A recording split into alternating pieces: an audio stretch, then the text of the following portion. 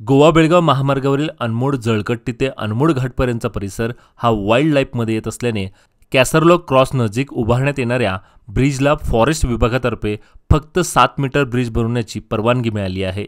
सदर 7 मीटर ब्रिजमध्ये दोन्ही बाजूला कटड्याला अर्धा मीटर जागा जात असल्याने 6 मीटर इतकंच वाहनांना जाण्यासाठी रस्ता मिळणार आहे।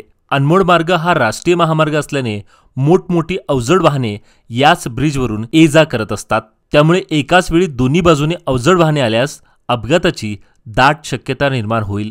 याचबरोबर एखादं वाहन नादुरुस्त झालं तर वाहतूक कोंडी होण्याची दाट शक्यता आहे।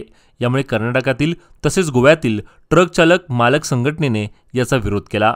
लवकरच सदर ब्रिजची उभारणी स्थगित करण्याबाबत NH अधिकाऱ्यांना सांगण्यात आले आहे। त्याचबरोबर सदर ब्रिजची या ठिकाणी कोणतीच आवश्यकता नसून सदर ब्रिज बांधण्यास सुरू केल्यास तर हा महामार्ग पुढील 3 महिन्यांसाठी बंद ठेवावा लागणार आहे। याचा नागरिकांना नाहक त्रास सहन करावा लागणार आहे।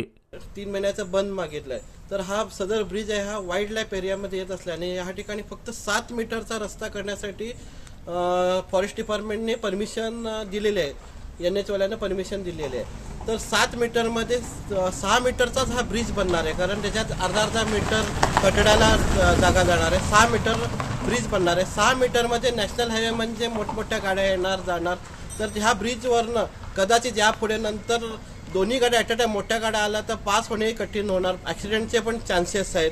त्यानंतर एखादी गाडी बंद पडले तर पूर्ण ब्रिजवर ट्रॅफिक जाम व्हायचे पण भरपूर चान्सेस आहे। जर हा ब्रिज जर मोठा असला 10 मीटर तर होऊ शकलं असं, गाड्या जाऊ शकल्या असं, कारण नॅशनल हायवे म्हटलं मोठ्या गाड्या येणारच, सगळ्या प्रकारच्या गाड्या येणार। त्या टायमाला सगळे एकाच साईडने जाणं मुश्किल होतं, ॲक्सिडेंटचे प्रकारही भरपूर चान्सेस आहे। त्याला लागून हा ब्रिजच या ठिकाणी कॅन्सल करण्याची मागणी बऱ्याच असोसिएशननी केलेली आहे। आणि गोव्याच्या टिप्पर असोसिएशनने केले, गोवा असोसिएशनने केले, खानापूर असं बऱ्याच असोसिएशनने हा ब्रिजच नको, कारण हा ब्रिज बांधल्यानंतर ॲक्सिडेंटचे चान्सेस भरपूर आहेत। त्याला लागून हा ब्रिज कॅन्सल करण्याची मागणी केली आणि तसे आता निवेदन ही NH अधिकाऱ्यांना देणार जाणार आहे की हा ब्रिज एक तर मोठा तरी करा, नाही तर ब्रिज कॅन्सल करा, नाही तर ॲक्सिडेंट होण्याची चान्सेस कॅन्सल करण्याची मागणी करण्यात आलेली आहे। धन्यवाद।